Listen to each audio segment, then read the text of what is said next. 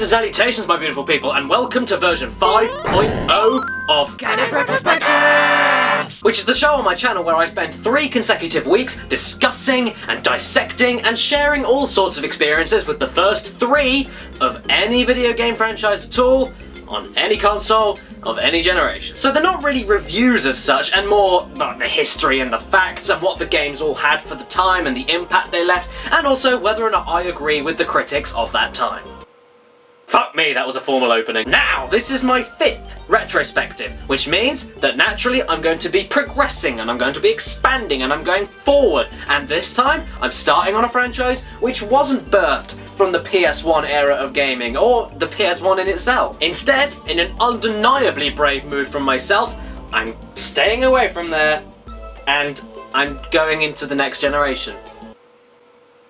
And to kick off this momentous occasion, let's hold our hands and skip through the valleys with one of my favourite and happiest video game characters of all time, Max Payne. He was dead. I could tell by the empty, accusing stare of his eyes. Okay, well, maybe not happiest as such, but fuck it. Fuck it. This video has been completely ruined. Everything has been ruined. My intro is ruined. Everything is ruined. And now I have no choice but to make this video and the rest of it from here on out be a gritty film noir. Go! Yeah, that's what I'm talking about. So, let's get started as I talk about one little game known as Max Payne. Sometime in the late 1990s, there lived about 24 people. And that was it. The 90s were a dark time, I can tell you that. And these 24 people were collectively known as Remedy Entertainment, who had stormed their way into the video game market in 1996 with the very well critically received Death Rally. And even though I've never played it, I can definitely say that those words, Death and Rally, smushed together into a game title, sells it alone for me. It's tastier than dairy milk with Oreos. Also, they were Finnish. Why is that important? You'll see later. But anyway, straight after Death Rally, and I mean straight after Death Rally, I'm talking about from 1996 until 2001, Remedy Entertainment had put all of their time and resources into making a game released in 2001 known simply as Max Payne. This was a game that stood out amongst pretty much everything else that was released in the same time period. Not just because of the storytelling, not just because of the graphics, not just because of the... and not just because of the fresh and innovative third-person gunplay. Well, yeah, it was all of those things. Maybe except the... But mostly because this was a game that was named after the titular character, Max Payne. And before anyone flips out at me and says that I haven't done any research at all and don't know anything about video gaming, obviously there have been tons of games in the past that have named their games purely based off of the main character, like many character platformers, and even like things like Duke Nukem, I mean, obviously. But the difference being here is that instead of Duke Nukem's case, this game wasn't named after Max Payne in the egotistical and ironic sense. No, Max Payne was different in the sense that the entire game, the way it played, the structuring, the plot, and everything was channeled all through him. This was a game about this guy's dirty and tragic life story. And this was accomplished not just by taking the main character's name as the game title for the sake of just because you are controlling that character, but because this offered gamers a singular character study expressed through a video game, unlike pretty much any others could offer at that time. Now, when I first ever played this game, it was in about, 2012 when Max Payne 3 was released. In fact, when I even got Max Payne 3 as a gift for Christmas, I actually sought out after Max Payne 1 and 2 and played through them both in order to keep up to date with the plot and what was going on. And holy fuck, I'm glad I did. So just like how I did it, I'm going to be very courteous to all of you and make sure that you get the same treatment. And I'm going to keep you guys up to date with Max Payne 1 and 2 before we get to 3. Obviously in an order, like all my other retrospective videos. I mean, what the fuck were you expecting? What's great about this whole game, and hell, even the whole series in itself, is that the dev team built the entire lore and gameplay based around one idea: a hard-boiled cop pushed over the edge. And honestly, it may sound simple and cliche, but it's written so well and profoundly that it's anything but. Why do I say this? Well, what if I tell you that the themes from this game take elements straight from Norse mythology? Yeah, Max Payne. Who do you think you are? Fucking H.P. Lovecraft. Mix that in with tons of homages and stylistic inspirations from the likes of John Woo, and you have a pretty unique game for 2001. 2001, and I'm sure many of you can compare the grittiness and violence and plot devices and such to something like GTA, for instance, but I'm afraid that Max Payne predated GTA 3 by about 3 months. I'm fucking rambling! To avoid spoiling too much of this lovely bit of plot, I'll give you a basic gist. But to do that, this game is mostly a flashback, so we need to go Back to the night the pain started. Ha! Funny! And we need to be introduced to Max Payne. He's a cop in New York, a no-nonsense kind of cop. He has a sense of humor, he enjoys life, and he also loves to overly analyze any basic life situation in staggering novel-like detail. The station was drenched in gloom. Alex was a ghost, nowhere to be seen. I'd have to look for him. But then all of a sudden, his wife and baby daughter get slaughtered by a group of thugs under the influence of a drug going around called Valkyr. See? Fucking Norse mythology, I told you! So then, this gets Max bothered. He quits the NYPD, joins the DEA to track down and destroy the circulation and inventors of Valkyr, which they end up calling V throughout the whole game, and overall ends up being depressed, confused, mentally unstable, and will basically kill anyone in his path to avenge his family. Although, it's kind of hard to tell all of that when he constantly looks like... And in essence, honestly, the way that the rest of the story pans out is completely insane. Backstabbing, false accusations, Russian and American mafias, Max becoming a fugitive, trippy as fuck dream sequences, and tons of running around gunning people down. I wish I could say more about the complexity of the gameplay, but I'm afraid that's how everything goes. Run around, shoot, run around, shoot, run around, shoot, run around, shoot, run around, shoot, blow shit out, jump in slow motion, blow off! So yes, a fittingly dark tale to set the bar during the era of gaming when everything in technological terms was getting bigger and expanding quicker than it ever had been before in the past. And because of the pure raw quickness of how everything in gaming was expanding technologically and storytelling wise and everything like that, what then started off as a hand-drawn action-adventure game ended up being completely flipped over during development into a fully rendered 3D gritty film noir adventure third-person action shooter. Well, that's not entirely true, since Remedy actually had the idea of a third-person action game inspired by Loaded, and then tried to capitalize on the success of Tomb Raider, which they were quoted to saying needed serious fixing of the horrid camera system. Oh, Remedy, we could not have been friends. Fun fact, did you know that Max Payne's name and brief snippets of backstory are based off of the movie character Mad Max Rockatansky, as they both lose their wives and children in their respective stories, causing them to both go apeshit.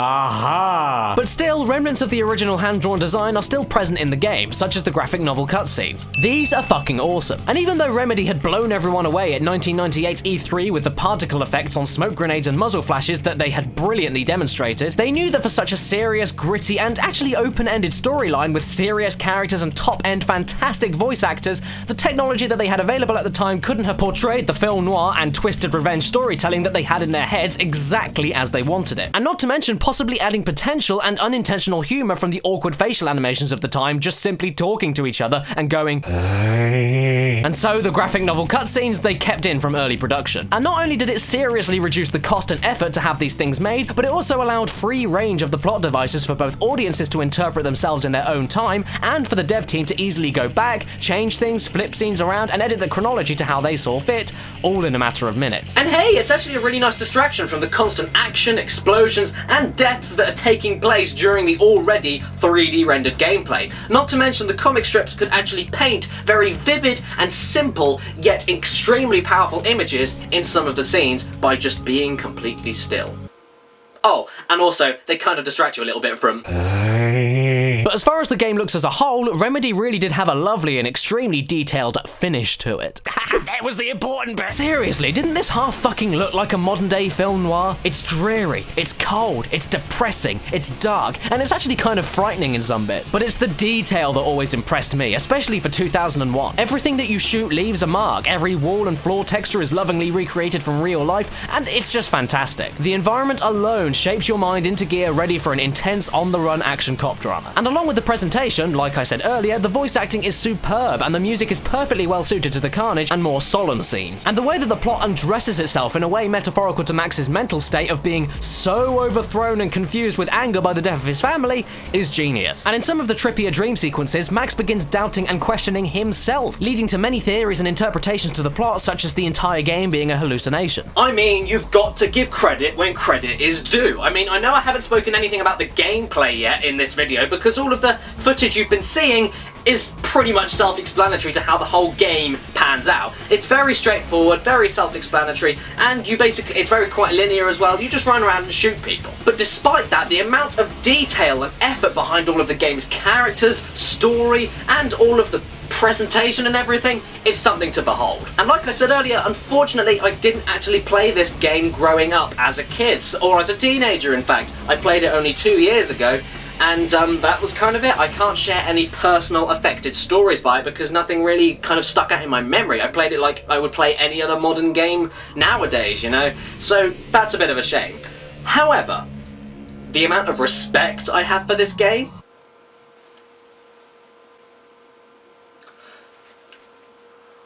I fucking puke with the amount of respect that I have for what Remedy did for the time. But of course, looking and sounding and narrating very well is all very fine and very dandy. But what about the gameplay? Because it's a video game that you game. Well, where the entire concept and explanation is incredibly simple, it's the execution of the simplicity that makes it fantastic to play, even for today's standards. The whole idea of Max Payne is that you run around through crime scenes, NYC streets, gang warehouses, mafia bases, drug smugglers' mansions, and all sorts of horrifically dangerous places in order to gun your way through absolutely everybody and get to the very bottom of who did what to your family and, of course, the spread of the deadly V drug. Payne's actions were pretty limited as far as these games go, allowing him to run around, aim, jump for occasional puzzle platforming segments, use painkillers to restore his health, and shooting. Yet, with that simplicity, the game squeezed a fair amount out of you. First off, it threw hundreds of enemies at you in regular increments, not to mention having your health bar being incredibly sensitive and meaning that you could die within a few seconds if you weren't quick and smart. And also, you could only carry limited painkillers, so good luck with that anyway. Fun fact. Did you know that the official body count for Max Payne 1, including deaths in comic cutscenes, is 662? That must fucking stink. Also, as the game progressed, enemy weapons and armor got stronger, forcing you to use more than one gun to your advantage. Not to mention having you being thrown into situations where you have no choice but to scavenge for guns and ammo with nothing but a baseball bat to protect yourself with. Other than that, you run around and shoot stuff. And that's kind of it, I guess. There's no cover mechanic, no other complex HUD displays, or anything. Just trying to survive the countless enemies and increasingly harder level designs and enemy numbers, and get to the very bottom of these countless crimes. It may sound very easy, but as my sister can testify, do not underestimate it, because if you do, it will kick your ass. But yeah, there's nothing else to it. Nothing else at all. Nothing to say. Oh wait! Bullet time!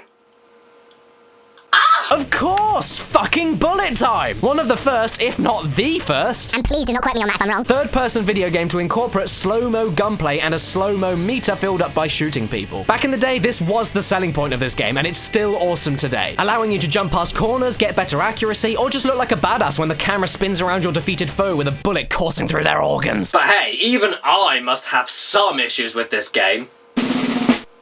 And I do, yeah. Firstly, I wasn't actually too fond of the overabundance of guns and ammo in this game. Sure, the difficulty of this game is pretty high and it's pretty hard standalone, but the fact that you're pretty much never short on ammo for any gun in any part of the game, apart from one or two segments where you've been kidnapped, means that you spend most of your time simply just using the same guns once you find the dominant strategy weapon for dispatching your foes, leading all of the other guns that you have to be completely wasted. Not to mention, the game never actually changes too much from the run and gunning, minus the occasional platforming segments, which are pretty damn choppy, by the way. And honestly, where I love that they kept this game mechanic in and strong through the whole thing, it does mean that looking at the same grey backdrops makes the game lose a tiny amount of steam on a long playthrough. It's nowhere near enough to ruin any experience at all, but still. And not to mention, when I first played this game, I played it on the original Xbox, and in my opinion, the port is not the best. The volume levels are completely fucked, meaning that you'll be turning everything up in the comic segments and then immediately dying of a heart attack because the next explosion is too loud. And the aiming isn't bad by any means, it's really smooth, but it can be occasionally very clunky and stiff with the Xbox version. And aiming diagonally other than up and down and left and right is not the easiest thing to do. Now, like I said, these things aren't enough to tarnish the experience at all, but still, a niggle is a niggle, right? And for me, these things turn what could have potentially been a truly amazing game into a truly great game, despite the amount of impact it left at the time. But does Max Payne hold up today?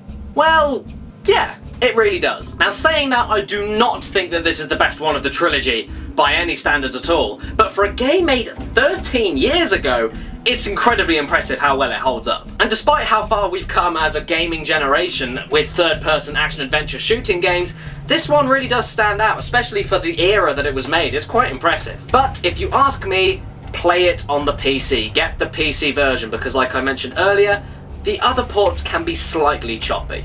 Oh, and oh my god, I completely forgot. You know, this is something. Okay, this is something, right?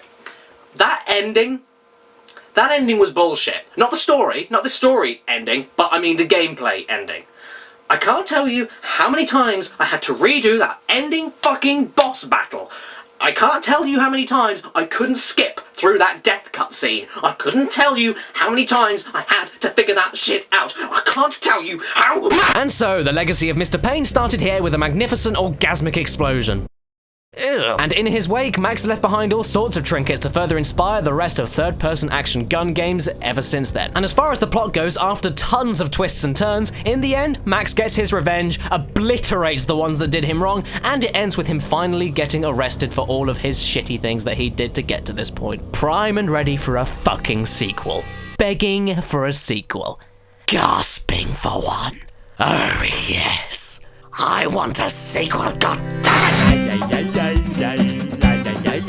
Subscribe. Hello everybody, and thanks so much for watching my part 1 Max Payne retrospective mini thing. I'm gonna link part 2 when it's done next Sunday onto the far left here, as you can see from that thumbnail, and the other 2 moving tiny videos, they're other retrospectives that I've done of Tekken and Oddworld, so you can have a look at them if you're in the middle of a binge or a booze or whatever. If you're in a marathon of these kind of things, then those are the other 2 things you can look at. Other than that, thank you so much for watching, guys, and please don't forget to leave a little like, comment, and share the video about, because it doesn't just help me out, but it helps everybody out on YouTube a massive amount, so thank you. And also to my top Patreon supporters, I gotta give you a shout out, because you're just so incredible with your support that you've been giving. Special thank you to Daniel Carson, Ed Hearngreen, Philip Larson, David Coffey, Ivan Strand, James Newman, Greg Black, Michael McKitterick, Nick Marchenko, Zachary Lemon, Benjamin Peasley, Jason Norris, a guy on YouTube by the channel name The Retro Gamer HD, so please go and have a look at him, Delmar Mullins, Kylie McKinnon, Matthew Elliott, Yayan Tuffrey Jones, Mohammed Al-Sali, Tony Pierce, Albert Rodriguez, and Emily Higginbotham. Thank you so much to all of you. You've been incredible supporters on Patreon. I cannot thank you enough. Thank you so much. And if it is your birthday today or watching this video, then happy freaking birthday to you, and please remember to stay beautiful.